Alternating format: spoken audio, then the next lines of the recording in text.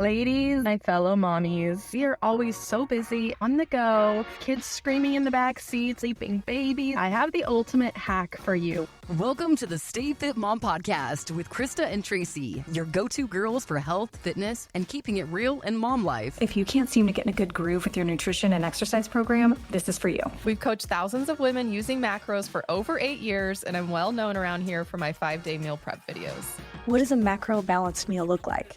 Hit subscribe to the Stay Fit Mom Podcast and join us for a fun, meaningful journey toward a healthier, happier you.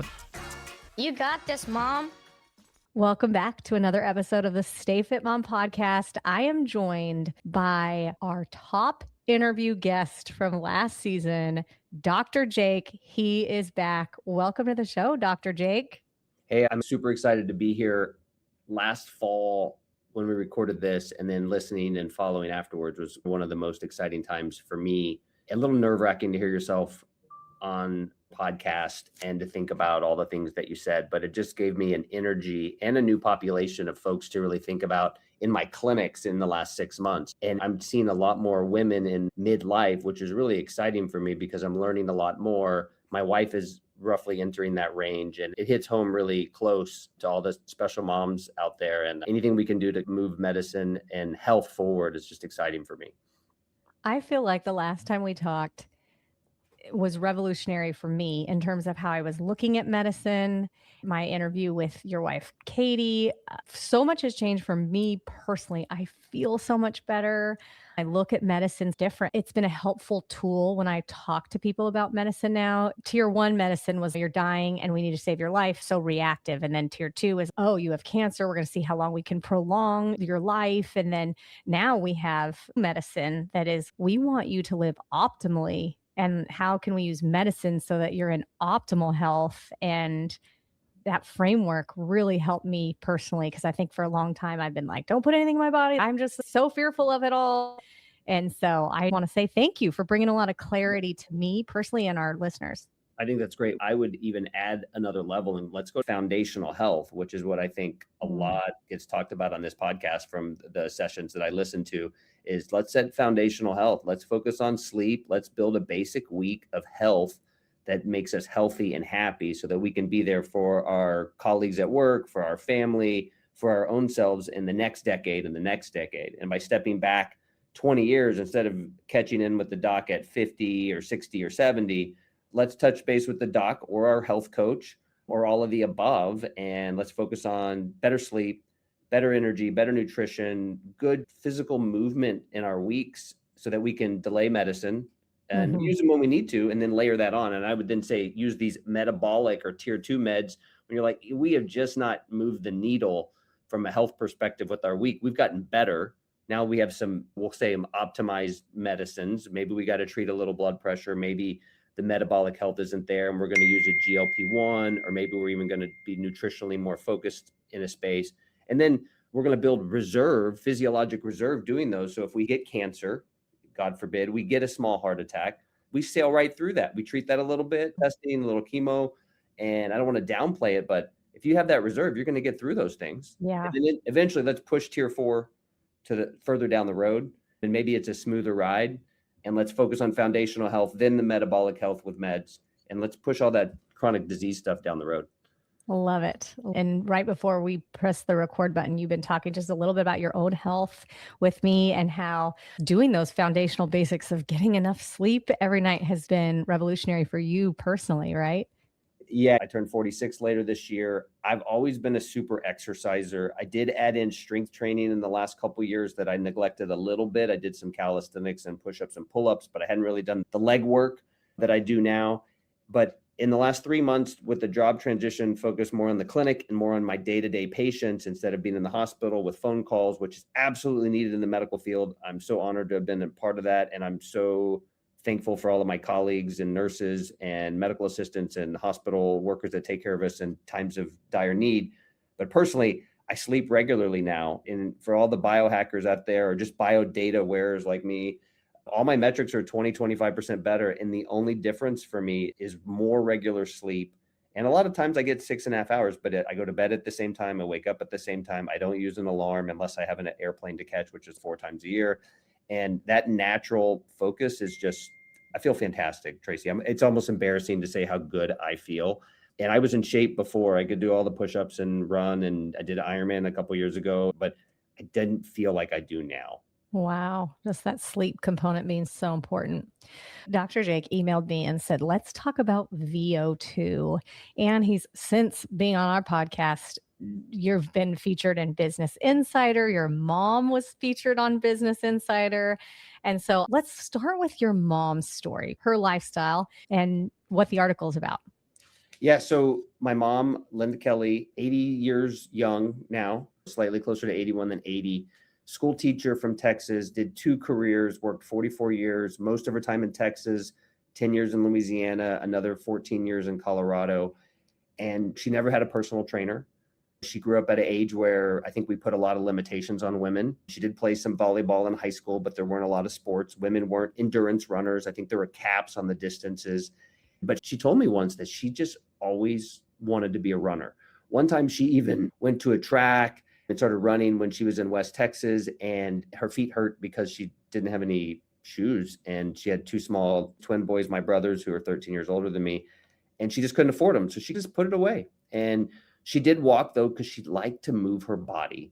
And me growing up, getting to see her, she walked those dogs every day, 2-3 miles. We always had some dogs, walk them before work, walk them after work. And then on the weekends, she would just go ride this awful, I'm a cyclist, this awful Schwinn mobile, probably weighs 50 pounds. That thing got lugged from one house to the next. And she would ride that bike probably 5 miles an hour, maybe 10 or 12 miles an hour sometimes. But Wow. she'd get up before we would get up. I'd be watching cartoons when she got back, and she would go ride her bike for a few hours. So if you stack that over time in your 20s, in your 30s, in your 40s, in your 70s, you just build this amazing fitness. And when I moved from more of that power sprint athlete in high school to, I always had this desire to be a triathlete and had to teach myself how to do all the things when I was 19 years old. I didn't realize it, but my mom set me up for all of my successes and my fitness and health. And she wasn't a coach and she wasn't a traditional athlete, but those patterns and behaviors really have done that. And yeah, my mom's been my greatest coach, and I've had some amazing coaches because she set that weekly schedule, the behaviors that really set herself up for success now at 80.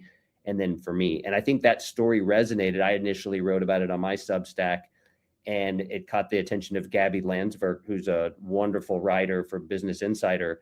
And she just reached out to me. And then I realized she really wanted to talk to my mom. And I'm like, absolutely. My mother's the story. And then she just has this amazing feature in Business Insider. I recommend people go read about it because it's just, I'm inspired and I lived it. Is wonderful. That is so awesome. I'll for sure link that in the show notes so people can get their hands on that. But let's talk about VO2 max, the science, the data behind what sets your mom really apart. I love how you said it was just the basics. She moved a lot. She wanted to run.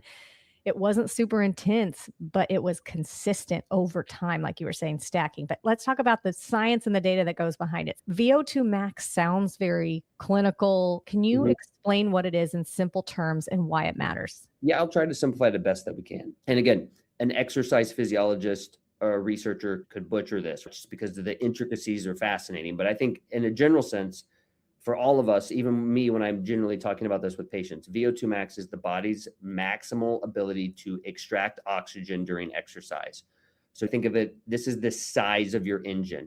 How much oxygen can those little alveolar air sacs then transport across capillaries that then move the blood back to the left atrium and allow this oxygenated transitioning, that blue deoxygenated or dark red blood into bright red oxygenated blood so your body can push it out through the whole body.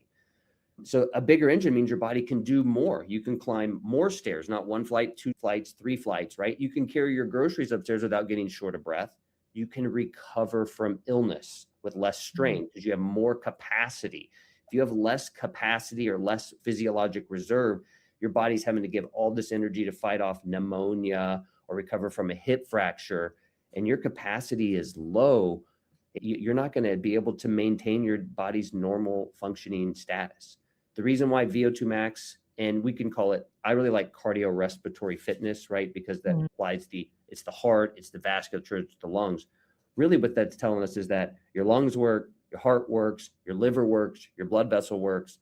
your kidneys probably work, everything works, right? So it's just a great surrogate marker in a clinical sense that you're doing fantastic, right? If you have a high VO2 max, the likelihood that you have significant cancer or other metabolic disease is much less likely. And that's why it's just a great predictor.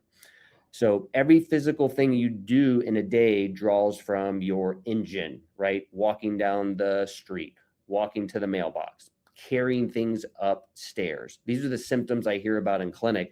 I'm just short of breath carrying things upstairs now. And sometimes I'll ask a patient, like, when's the last time you did that? Oh, I haven't gone to the grocery store in months. John, my son, used to always bring in all the groceries, and now I'm doing it. And they can't do it because they haven't maintained their capacity because they've done less. Alaska is an extreme example, but it's often unsafe for us to even go outside, not because of the cold, it's because of the ice. You fall and break your hip, it's game over, or it's ER. So it's challenging. We decondition ourselves in the winter. Maybe Florida's a little nicer, although you guys have had some extreme weather the past year, right? You can get the heat, you get some snow, ice as well.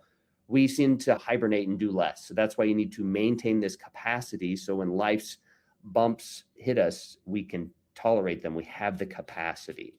So I think that helps understand how VO2 max really tells us how the whole body is working. And you can maintain it. Here's something that's interesting, really easily in your 20s and 30s. A VO2 max of 50, which is excellent, in your 20s takes something like 3 hours a week to maintain. You go to the gym, play basketball, play some volleyball, mountain bike, and you're just like, heck yeah. If you don't eat too much, you get some sleep, you just tolerate it. But when you hit your 40s and 50s, you need to exercise an hour a day to maintain a VO2 max like that. Wow. And when you get to your 70s, guess what? 2 hours a day. So, and that's where I think we'll talk about this a little later. High intensity exercise just doesn't cut it later. Keep these small movements all the time. How does my mom, who probably never had, she might have had a VO2 max of 50 at once, but she maintained what she had from decade to decade because she had small, consistent steps, movements. She stood, I'm standing now, which I wouldn't have done. I don't think I did for our last interview. She stand instead of sat, walked instead of standing. She had a movement activity. When you look at the blue zone people, right, they're not doing vertical pushes and horizontal pushes and pulls, right? They're gardening and pitter pattering and having these wonderful relationships, and they just have a mobile. So whatever we can do to recreate that, those little simple seeds will grow into a larger VO2 max. Again, clinically, fun topic. We can look at it on the watches, but small movements, small, consistent activity compounds into fitness, and it stacks.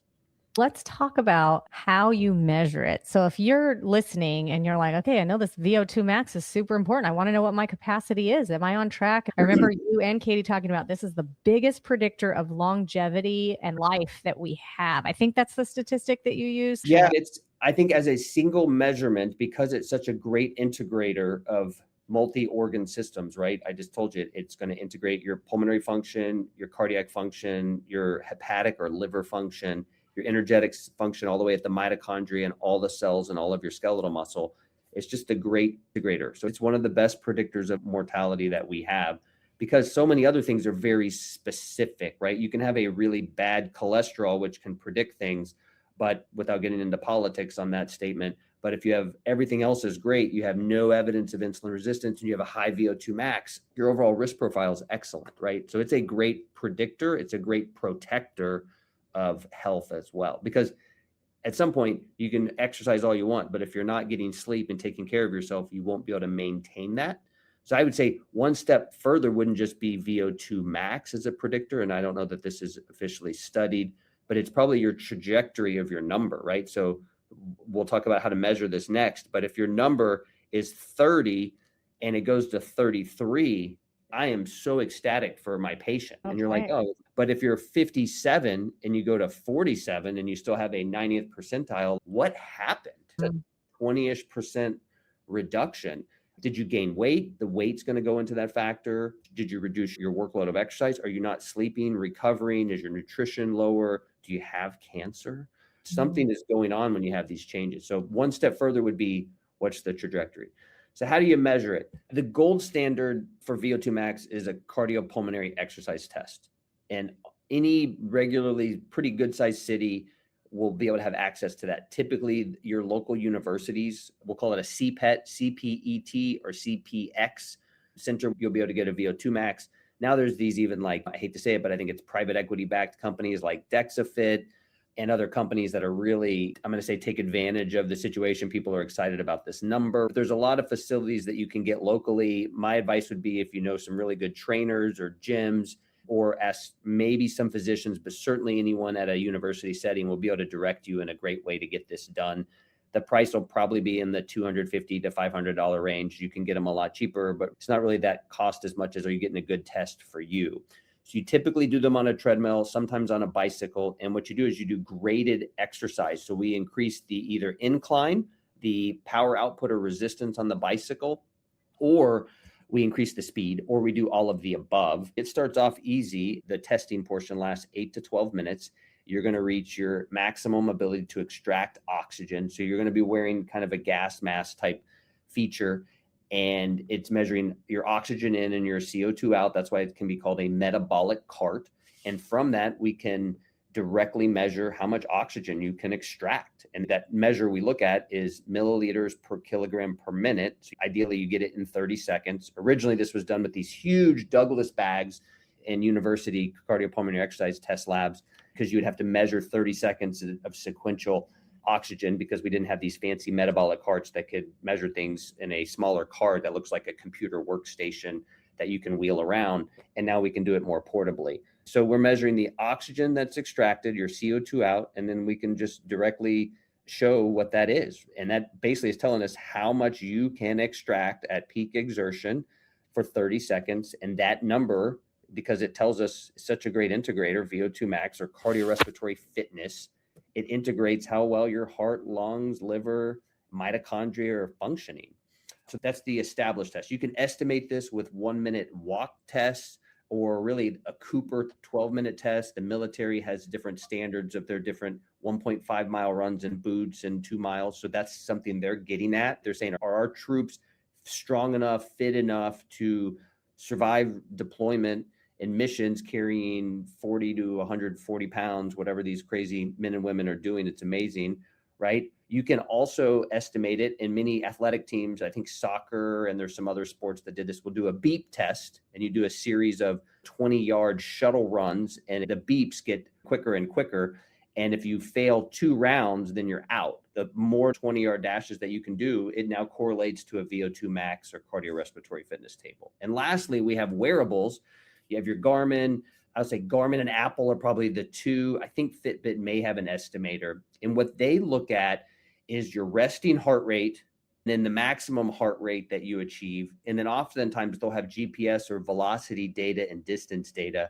And from that, they have some probably proprietary formulas to estimate your VO2 max. In a few of these small little pilot studies, they show that it'll estimate it within a 3 to 4 milliliter per kilogram per minute ratio. So we'll say 10 to 20%. So the average person, if they are wearing their wearable and exercising at their range of capacities from zone 1, moderate walking, up to zone 5, 6, which is full out sprinting, your watch will be reasonable. Again, some people are off significantly. Mine is 15 off, just for instance, because I don't exercise high intensity very often. We may talk about later, right? So when I'm wearing my watch, I rarely am exercising at very high intensity. So I don't reach that level to do it. But most people are getting closer, and it's, again, really nice, especially the trajectory. So instead of the absolute number, someone's going to look at their watch and be like, oh my gosh, I'm 30th percentile, I'm so unfit, and they feel great. There's so many caveats. So what I think that's nice, though, when a patient comes in and they say, I've been feeling fine, here's my number, no emotional value associated with it, and then they see it going down, and they're like, I feel different now. And I see it a lot of times, and it's trickling up. And I say, hey, what are you doing? And they're like, I gave up alcohol. I really am sleeping more. I went through this stressful period of life, and I feel so much better. So I think the trajectory matters so much more than the absolute value, because that's telling us about your basic week, your structure, your daily movements. That's what's going to bring you to health later this year, next year, and expand your capacity and reserve so that you do well in your later decades of life. My mom never knew her VO2 cardiorespiratory fitness. She just kept trucking, kept walking those dogs, kept riding the bike. And she only did a test because she was like, hey, I want to know what my VO2 max is. She'd been watching it on her watch. So I tested her. The test itself sounds a little awful, just in terms of you're getting to that level of exertion, right? You're pushing as hard as you can go and seeing what your output is right at that top exertion. And even the sprint test that you were discussing reminded me of, we call that death by in CrossFit, death by 10-meter run. And you just keep doing it until you can't anymore. And I feel like for me, emotionally, I like to check the box and get them all. And there is no get them all on this. This is a test to push you to the edge of yourself.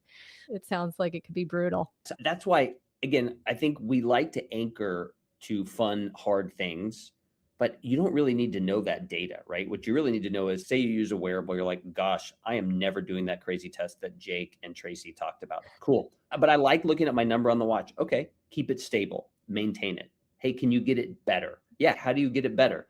Which fascinating, we'll go back to the value of VO2 max, right? Multiple studies have shown this. Landmark JAMA paper showed that moving from the bottom, the least fit people, 25%, to the next tier, still below average, carried the single largest reduction in cardiovascular death, in death overall. So even going from unfit, that honestly, I used to like getting out of shape because you get back in shape so quick, just getting fit, right? So if you are unfit out there, there's nothing wrong with you. You can start stacking and building that fitness right now. You can get 10 to 15% fitter even in your 70s and 80s.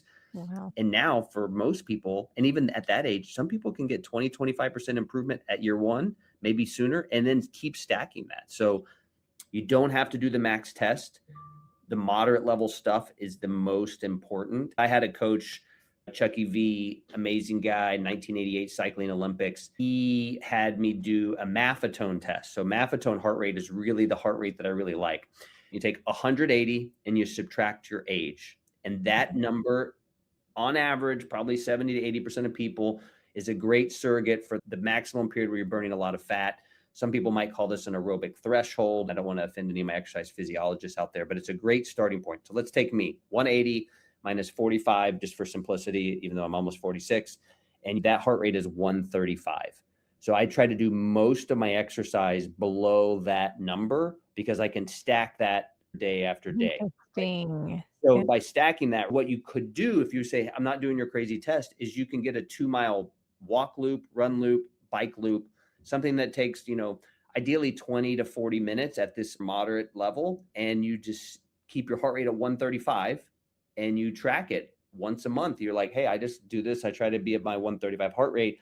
And if your speed's getting faster, your VO2 max is probably going up. And if you're maintaining it, because you can't climb forever, your health is going great. So that's what I tell my patients. The 2 reasons to exercise. Number 1, it's good for you.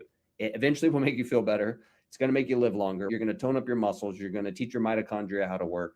But number 2, it's your free stress test. If something starts feeling abnormal with your routine 2-mile hike, walk, jog, or your CrossFit workout routine that you're doing a Murph in a certain time or a certain feel, and now it doesn't feel right, that's your woo. Talk to your doc and say, is there anything else going on? Am I up to date with everything? I haven't had my blood work in a year. That's that little reminder. So you don't have to max out. You don't have to know the number, but you have to understand the underlying physiology, which is, what are we trying to do? We're trying to make sure our heart, lungs, skeletal muscle, liver, mitochondria are working well, because that means we're going to fight off untoward events later in life. We have a better physiologic reserve and we're going to feel better. And it's just like you were saying, such a comprehensive test of all of those things working together.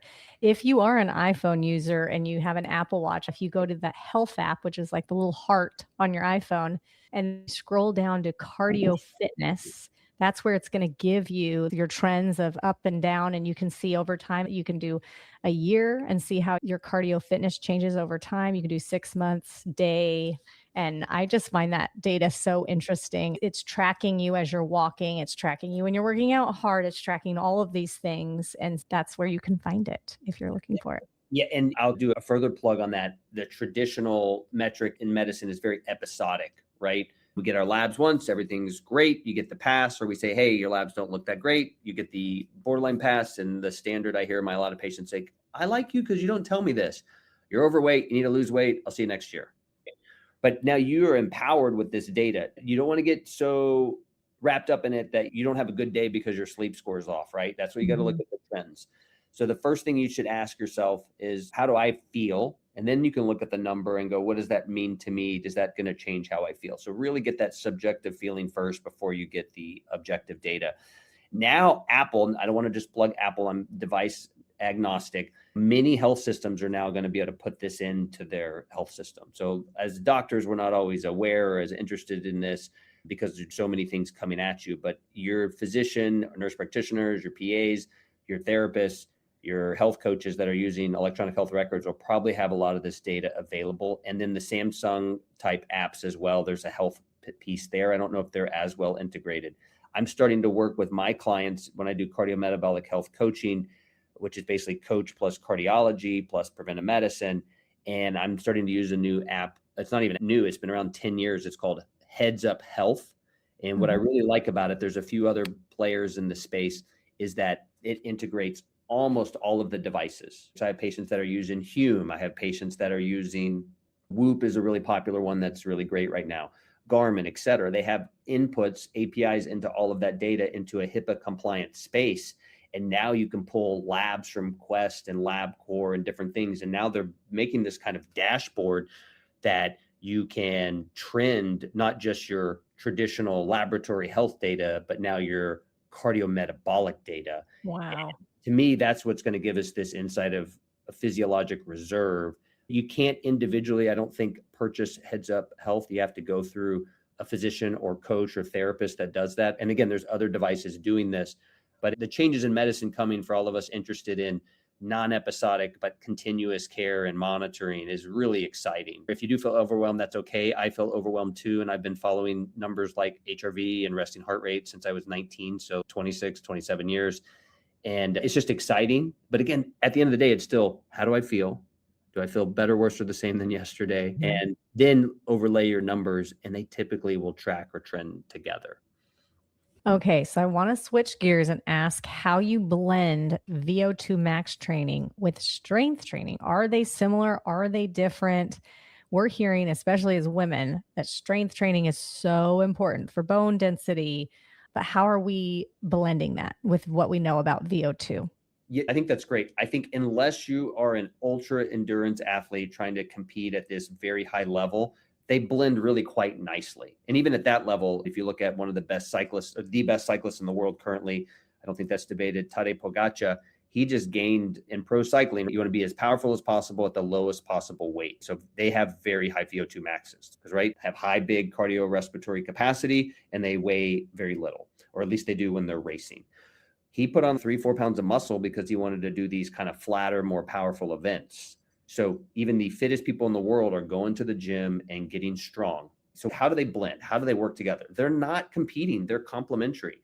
VO2 max training builds your cardiovascular engine, right? That's our heart's ability to pump out blood everywhere, lungs' ability to exchange and extract this oxygen, and then your muscles to extract and utilize that oxygen. Strength training builds your chassis. Guess what? If your musculoskeletal framework is bigger, that's your engine, right? If you have more muscle, will extract more oxygen.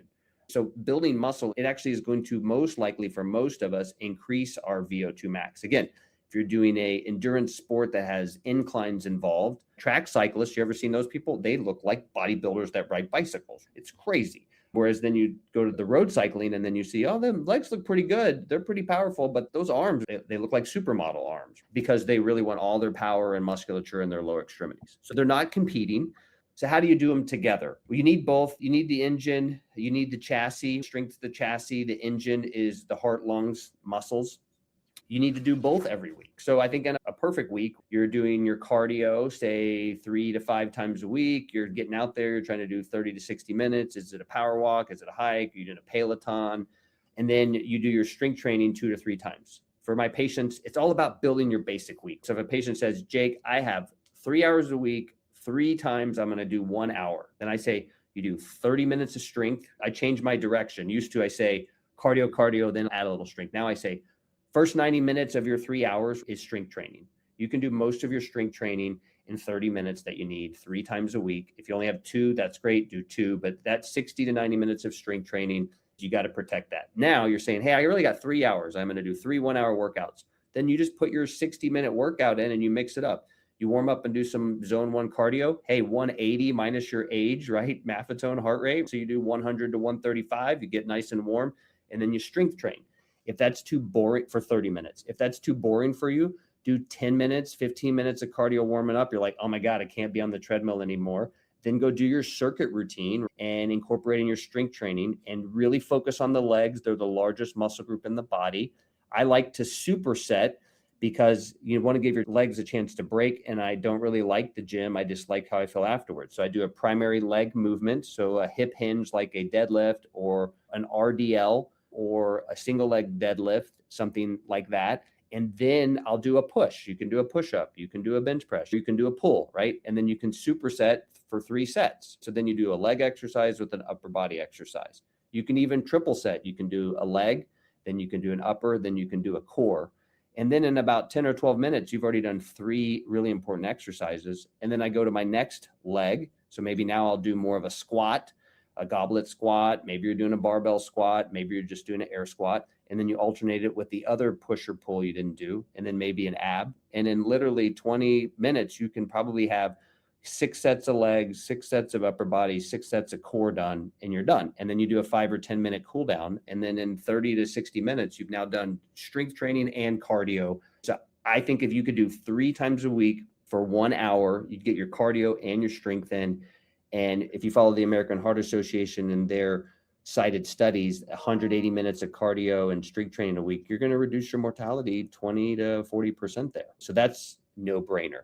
Again, the nuances and the experts out there will say, hey, spread those out. Do the cardio when you do cardio, do strength when you do strength. But the enemy of good is better. So if you have limited time, knock it out like that. And then if you have more time, you can spread it out or you can lengthen them more. But strength training, cardiovascular training, VO2 max for almost all of us until you get to the needle point of the population, probably elite athletes and men and women, we can mix and match this stuff and it just works great. So strength and cardio are complementary. A lot of different ways to skin it. I think keep it simple. Complexity really gets in the way. So a lot of people want to say Body by Jake, do it X way. Unfortunately for me, I don't have a specific protocol. I individualize everything. And it's basic week, start with strength, add in the cardio. Hopefully you got 90 minutes a week, 3 hours a week is absolutely going to pay dividends. I mean, I like to think about annually how many hours of exercise you're going to do. Think about it. If you do 3 hours a week, 50 weeks a year, that's 150 hours a year. Why does Linda Kelly have a elite VO2 max? Because she's been doing 150 to probably closer to 300 hours a year for 8 decades. Yeah. And that makes me think of compound interest. We're talking about that ability to stack over time. So yeah, Linda Kelly has had a lot more hours than I have. And she's just been so consistent, and that has obviously paid dividends for her, which is amazing. And it'll pay dividends for all of us, for all the busy moms out there. You don't have to separate your cardio days, your strength days, mix them together. It's okay to do things you like. So start off with the things, if you like to walk, and then just say, all right, I'm going to do some air squats and some push-ups. Great. Add that in at the end. Just start somewhere and get moving. All of it adds up. I think you may ask a little bit more about that later, but a lot of fun little papers keep coming out. They're easy to research and fun to do, but even these little exercise snacks where you get 1 minute going up hard stairs at work, you could do 3 or 4 flights of stairs. That 3 minutes of stairs that you do adds up, right? Think about it. 3 minutes doesn't sound like a lot, but if you do that 50 weeks a year, that's 150 minutes. That's a week of work that you just did uphill. We talk with our clients about that NEAT. Non-exercise activity thermogenesis. Yes. And just little things like parking at the back of the parking lot, intentionally doing the hard thing, taking the stairs instead of the elevator. I know for me personally as a mom, I cringe every time my kids are like, Mom, I need you upstairs. And I'm like, God, but I was on a walk with my husband. I'm like, I really think that because our lives are so crazy and we're running up and down the stairs for our kids and we're taking them to all these places and all these practices, that's like really saving our lives in the long run because we have to be so physical with our children. I think a lot of moms can identify with that. So really fun study that circulated in the exercise physiology world, strength trainer and the coach world on X in the last 6 months, a couple of times.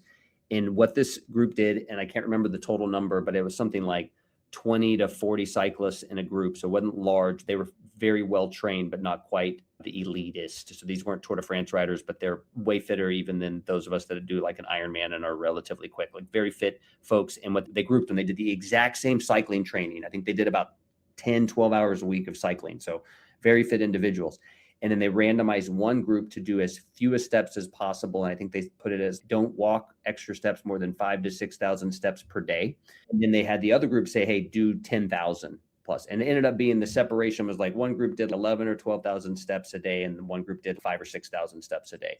And the thought was, hey, we're doing so much cardio. The old adages in cycling that I was taught from Chucky V, who passed that on from the 1960s, 70s, 80s, is the cycling was don't walk when you can sit, don't sit when you can lay down. Because they were like, exercise on the bike and then nothing else is good. Guess what? What they showed is the folks that did the double the number of steps but significantly over 10,000 versus less than 6,000, they had a statistically significant increase in VO2 max, time to exhaustion, 1 hour bike time trial time.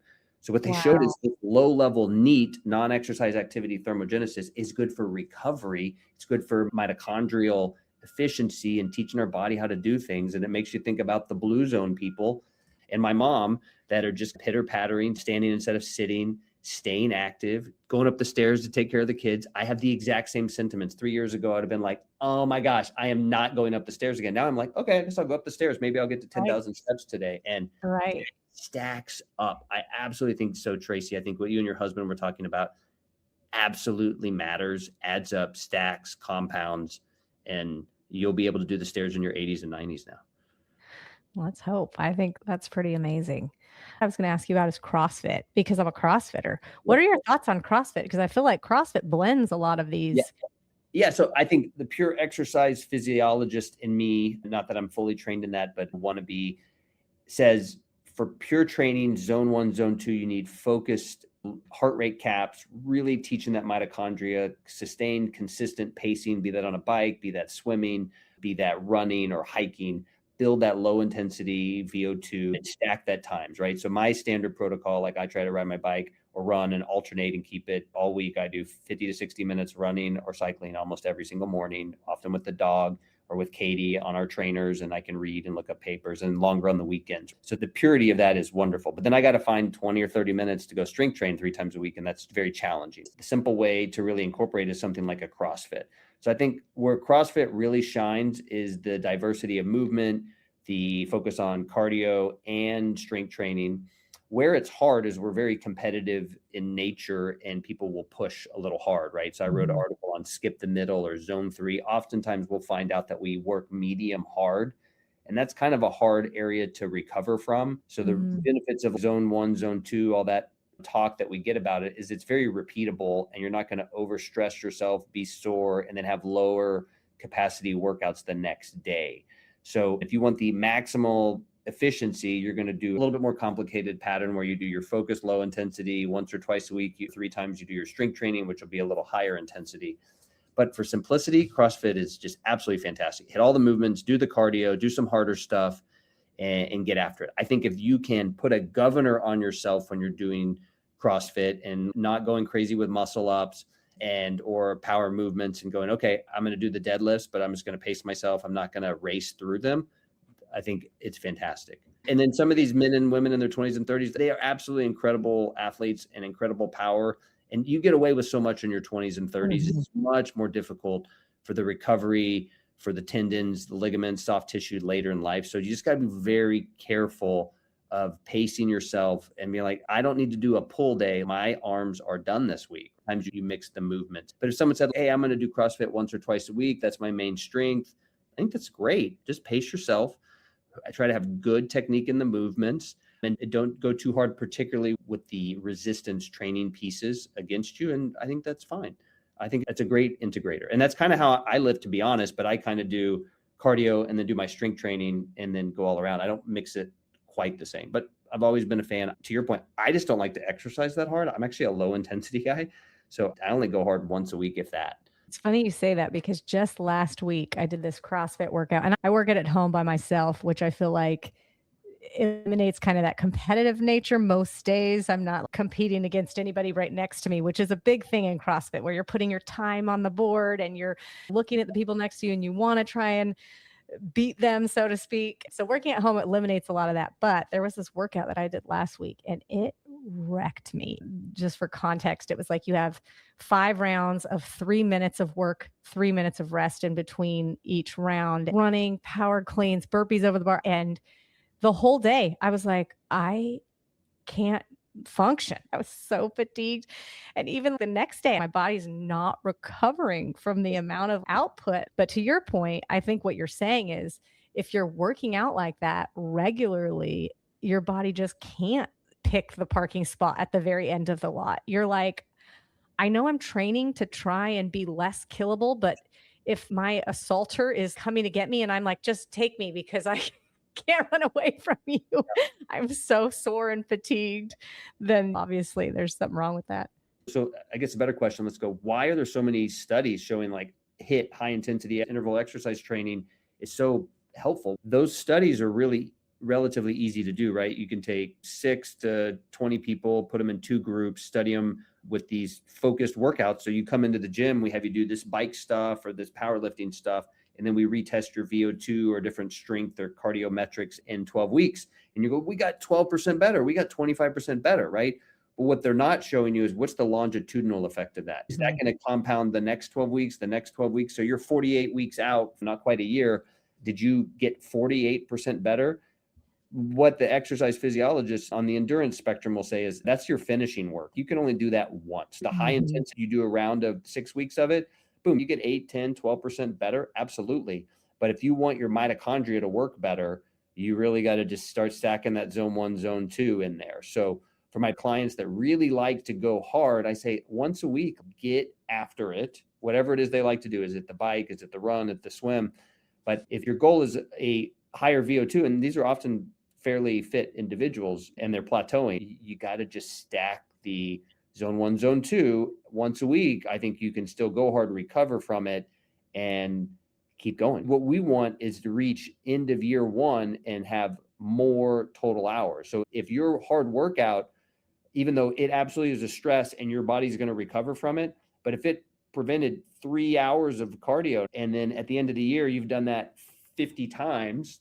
So now you have 100 less hours of cardio that you could have had. And when I say cardio, zone 1, zone 2, I don't know if that payoff is going to be there, right? Or if you said, hey, I either backed off on this workout or split it, hey, twice a week, I really like this workout, but I'm going to do half that amount of work in 2 sessions, you're going to stack it better over the year. And that's what we've really learned. You want to build your chronic training load gradually, week after week, year after year. 1 week to the next is not going to be much different. But at the end of the year, once you start getting into 500 hours, so that's 10 hours a week, and now 1,000 hours, that's 20 hours a week. That's how much cardio these are stacking. So these professional cyclists, they're like, they were just born to do it. No, they may have some genetic predisposition, but they did 1,000 hours of exercise. And Killian Jornet, he's probably the #1 mountain runner ever. That guy's in the 1,500 to even 1,800 hours range because he started when he was so young, and he's aging now, but he's still very fit. He can absorb and handle that much more capacity and just stacking it up. So the goals are, can you be consistent over time? Can you repeat it? Can you maintain or grow your VO2 max or cardiorespiratory fitness? And you're probably going to find a program that is very basic in structure, repeatable, and doesn't wear you out too much. Great. How important is nutrition in supporting VO2 max and overall longevity? Yeah, I think nutrition is hard to measure. The 2 greatest levers we have as people, as athletes, as parents, as moms, to improve our health with a lot of mental effort, but not necessarily physical effort, are sleep and nutrition. And that's where I never really understood this when I was in my 20s, and the coaches would be like, take an easy day. This is a recovery day. And I was like, what do you do on a recovery day? And I could kind of understand like an easy bike ride or a walk kind of made sense. But what are the things that really help is that if you have we'll say marathon training moms, and they're doing 6 days a week of running and they're so into it and it's hard for them to shut down. Yep. You I got if a you lot of those. Yep. You spend that seventh day, and I think Sunday is a great day to do that. Maybe it's a Monday or Saturday because you're doing the long run on the weekends before church or before your family wakes up. I do the same thing. But you want to spend a day that you prepare for the rest of the week. And what are you preparing for, right? You're making sure you know the schedule for the kids or yourself for work and your food schedule, your meal planning. I don't have to do that. I'm not good at this, but I see how successful it's made our family because my amazing wife, Katie, who's better than me at everything, especially on this, sets up our family to have healthy, nutritious meals all week. And it sounds really challenging, but we eat roughly the same types of food week in, week out. So I don't think there's a magic macronutrient balance. I don't think there's a magic calorie. I think what you need is a routine and something that's simple, and your body, this goes into circadian rhythm, biology, and everything. Your body wants routine things. So if you can set up your week, I'd rather you eat mildly unhealthy, but routine, and allows you to get good sleep because you're not trying to put meals together at 7, 8, 9 o'clock at night, than just eating the perfect thing. So nutrition, you clearly need good protein. We definitely need more protein as we age. I think that's for men and women. Protein's important. 25 to 35 grams of protein really helps stimulate protein synthesis, so growth of muscles and recovery. The two ways to stimulate protein synthesis are to do resistance training, so even band work, even certain types of cardio will incorporate that, and to eat protein. So that's where protein craze is coming. Try to get 3 times a day to 4 times a day, 25 to 35 grams of protein, and you're well on your way. Try to eat protein at each meal. All the macronutrients are important. I think what you guys do, what your work's doing, Katie's working with you guys now. I'm doing it by proxy, really focus on the macros. And she's lost a couple of pounds, not that she needed to, but she's healthier and feeling better. And she just had a great triathlon of the Gold Nugget Triathlon Alaska. The oldest women's only triathlon was this weekend here in Anchorage, Alaska. Just an amazing event. And I think focusing on macronutrients, myself included, I just wasn't eating quite enough carbs. Eat a lot of carbs, but my ratios were off. So now hitting a better focus on good carbs is really great. Why is nutrition important? It's so important, but I think we need a routine. Our body likes routine things. I think you need a variety of food. There's no perfect diet. You want to eat as real a food as possible. You want to limit ultra processed foods. We're all going to have some. That's fine. Just try to focus on good, nutritious, multiple colors of the rainbow in your vegetables and your fruits, and really get protein 3 or 4 times a day in 25 to 35 grams. And that goes so far. But I think sleep goes with this. So if you are eating at roughly the same time, so a breakfast, a lunch, and a dinner, there are people's biology that do really great with just 2 meals a day, or maybe even some time restricted eating into 6 or 8 hours. That's fine by me too. But really shutting off when you eat, ideally 3 hours before bedtime, and giving your gut a nice 10 to 12 hour kind of recovery period to set itself, really sets you up for recovery. Now, this is what a rest day really entails. It's mental as much as physical, and it's really setting yourself up for a good week where you eat good balance of macronutrients Monday through Friday. If you cheat a little bit on the weekends, that's fine, but keep it in balance. Hey, we eat some fast food or we eat takeout once a week on the weekends, and the next day we have our salads again with all the things. And I think that's where it really helpful. And I think that's actually you guys' philosophy here on Stay Fit Mom, is really find a balance, get structure, focus on macronutrients. And I would just add sleep is just the superpower that goes with nutrition.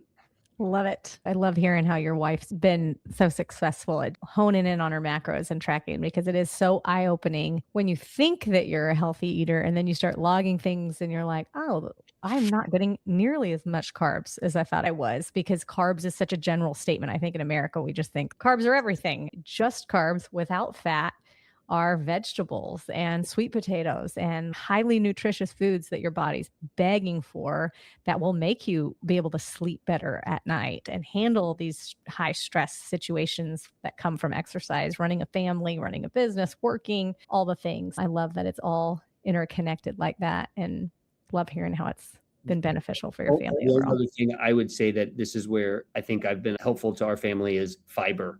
It gets in the carbohydrate bucket, but really focusing that you get at 30 grams of fiber. I just think that's good to have one number for men and women.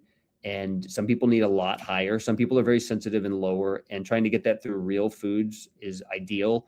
But if you did one supplement, and again, I'm not a guy that recommends supplements to patients except for this, Psyllium husk is your best friend. Some people have flaxseed. I think that's fine too. But if you're not getting a big salad with all the colors of the rainbow every day, then psyllium husk can be really nice to help people. Even for some people with diarrhea, it can be helpful. Talk to your doctor about it. Start with just 1 tablespoon at most, but you can go up to 3 tablespoons. But I think it's helped me personally in my stool habits and in overall health. My goal personally is 50 grams of fiber a day. I'm a super guy, but having 2 tablespoons of psyllium husk really helps. My goal is 12 servings of vegetables a day because I think and it's challenging. But again, I do a lot of cardio and some strength training so I can get the calories, but it gives me that bulk without the calories. Because before I was getting over 3,000 calories a day and I probably need a little under. And now I get the bulk from all the vegetables. And that's why it keeps me full sooner. So that's my only personal, the Jake trick on top of Katie, who sets the rest of our life, is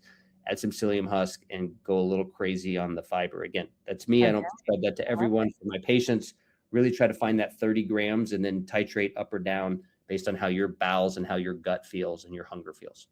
I want to reiterate that takeaway that you said on your rest day. What are you doing on your rest day? Because we have a lot of women that struggle. I think they need to be working out 7 days a week. And if you reset your brain and just think, my rest day is my preparation day, I think that mentality will help a lot of.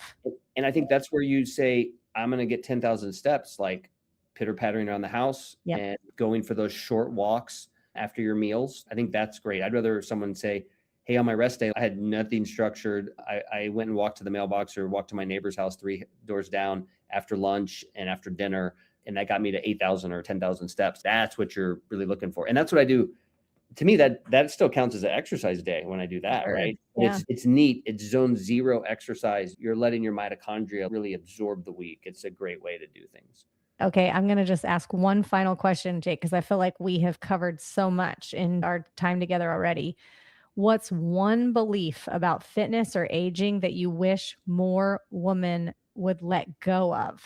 I'm starting to see a lot of women in the perimenopause or just right after menopause setting. And I think a lot of women who are the most important people in our society, because they're the core of many of our families, not saying men don't do this too, but the women out there are often the core of their families, and they're supporting their husbands, they're supporting their kiddos and running everything.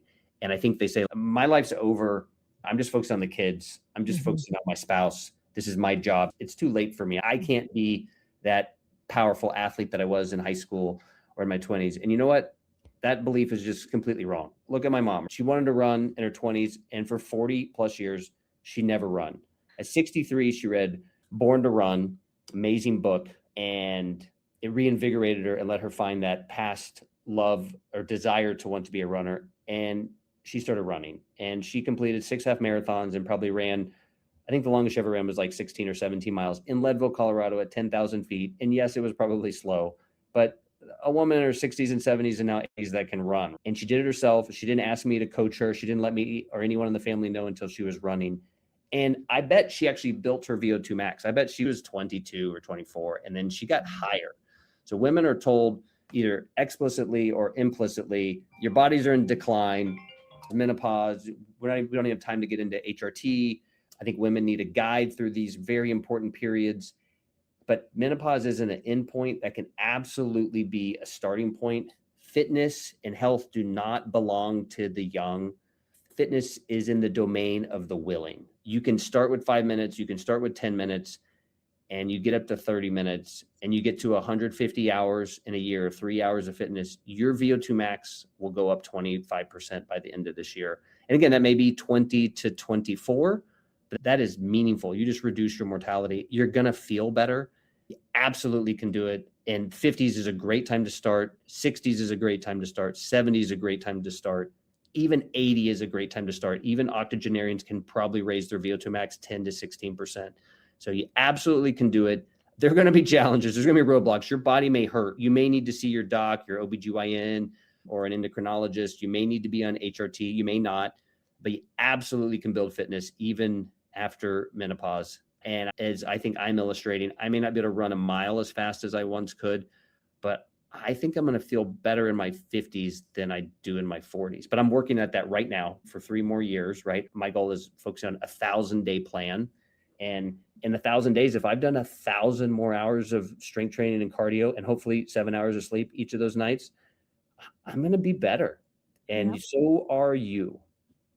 This has been amazing. There's so much hope in that message, Dr. Jake, of it's never too late. We can always improve. I love that line of exercise is for the willing.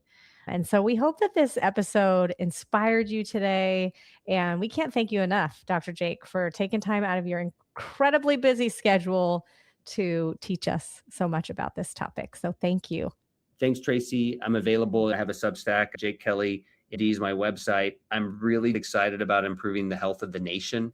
If I can help in any way, you can send me a message. I will respond and hopefully give you some tidbits, help you connect with who you need. And again, I think the team at Stay Fit Mom is amazing. This community is fantastic, and hopefully be back to talk about so much more.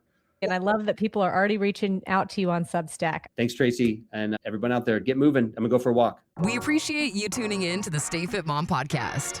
If you enjoyed today's episode, don't forget to subscribe and leave a review. Connect with us on social media and head to stayfitmom.com for more resources and tips. You've got this. See you next time.